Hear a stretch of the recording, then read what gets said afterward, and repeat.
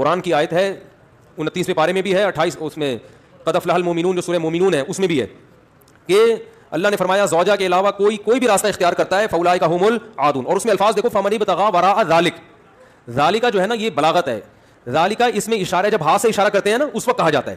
گویا اللہ تعالیٰ آپ کو آپ کی زوجہ کی طرف اشارہ کر کے کہہ رہا ہے کہ یہ جو بیوی ہے نا, بیوی کے یہ والا آپشن, اس کے علاوہ آپ کے پاس کوئی دوسرا آپشن نہیں ہے. اشارہ کر دیا. اس میں اور بلاغت ہے کہ یہ اسی میں بند ہے, آپ کے پاس اپنی خواہش پوری کرنے کے باقی تمام دروازے بند. وراء ذلک اللہ فرمایا یہ جو راستہ میں بیان کر رہا ہوں یہ اشارہ کر دیا الا علی ازواجہم او ما ملکت ایمانہم. تو بہت زیادہ غلو ہے اس آیت میں, مبالغہ ہے یہ بتانے کے لیے کہ تمام راستے اس کے علاوہ بند ہیں.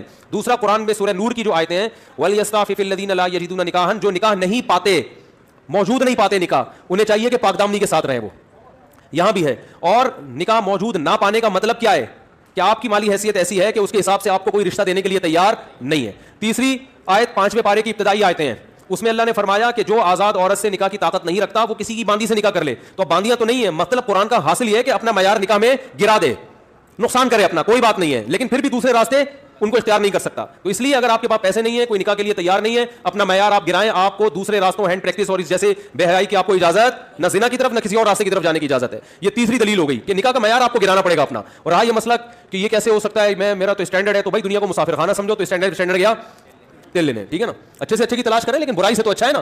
حضرت عبداللہ بن عباس رضی اللہ عنہ سے روایت ہے کہ ایک شخص آیا, اس نے کہا کہ میں ہاتھ سے اپنے آپ خواہش پوری کرتا ہوں, ایک روایت ہے. تو حضرت عبداللہ بن عباس نے نفرت سے منہ پھیر لیا اور فرمایا کہ تو باندھی رکھ لیتا, یہ تیرے لیے زیادہ بہتر. تو یہ تیسری دلیل ہو گئی. چوتھی دلیل صحیح حدیث ہے حضرت عثمان بن مظعون رضی اللہ تعالی عنہ کی.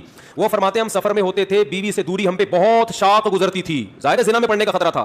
تو ہم نے نبی سے اجازت لی کہ ہم اپنے آپ کو خسی کر دیں, اپنی جو خواہش ہے وہ کیا کر دیں, ختم, کوئی ایسی دوا کھائیں, کچھ بھی کر لیں, آج کل آپریشن بھی ہوتا ہے.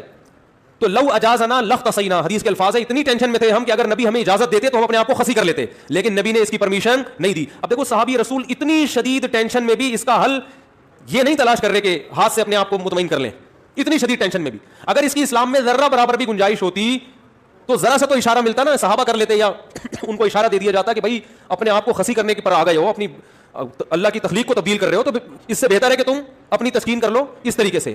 اس کی پرمیشن کا کہیں تذکرہ نہیں ملتا. اس کا مطلب ہے کہ نبی نے وہاں کیا فرمایا صحابی کو, نہانا عن التبتل, نبی نے فرمایا نکاح سے دور بھاگنے سے منع کیا. تو فرمایا نا نا نا نا تزوجوا الودود الولود, فرمایا یہ اللہ نے خواہش اس لیے رکھی ہے کہ تم نکاح کی طرف کیا ہو جاؤ, مجبور ہو جاؤ. یہ کتنے دلائل ہو گئے, بولو نا بھائی, 4 دلائل ہو گئے. اور بھی بہت کچھ ہے اس پہ بولنے کے لیے, میں مختصر بات سمیٹ رہا ہوں. اصل میں لوگ جو یہ کہتے ہیں نا کہ یار ہم مجبور ہیں تو کیا کریں, ہم یہ تو خواہش اتنی جب مسلط ہو جاتی ہے ہمارے اوپر, یہ تو اس سے جسم کو بھی نقصان ہوتا ہے, مینٹلی بھی آدمی ڈسٹرب ہوتا ہے. تو یاد رکھو یہ اللہ نے آپ پر اتنی زبردست خواہش اس لیے مسلط کی ہے